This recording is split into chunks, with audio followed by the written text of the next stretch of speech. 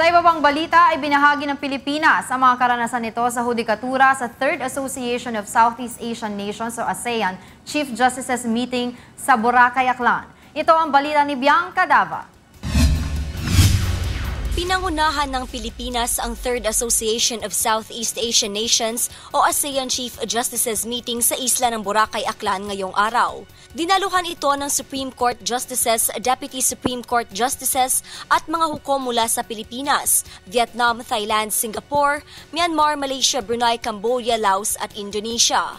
Ayon kay Supreme Court Chief Justice Maria Lourdes Sereno, sentro ng pagpupulong ang pagkakaiba sa istruktura ng judicial system at paggamit ng court technology at case management techniques ng mga judiciary. So even explaining how our processes work actually takes time.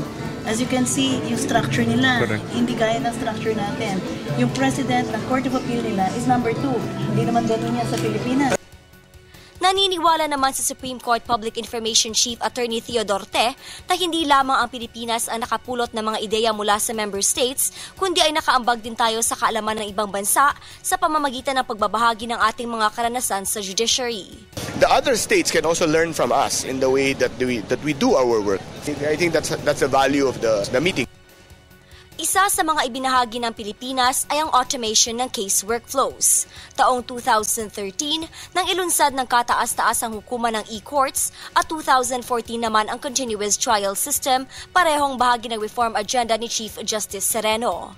Ayon kay Te, gamit ang paperless transactions na ito, maiiwasan ang human error sa court reports at magiging mas transparent ito sa publiko.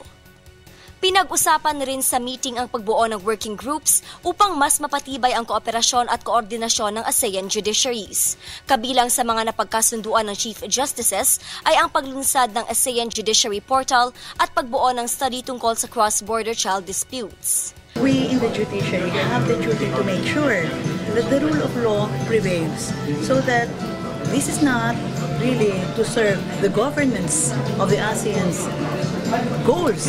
The justices of the ASEAN, especially their chiefs, are I think going to make important strides in trying to ensure a better environment for people to live progressively.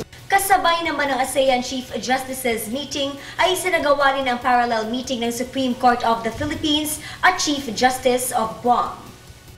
Samantala, tinatayang nasa 200 pulis ang idineploy sa Boracay Island at Caticlan upang magbigay seguridad sa nasabing meeting.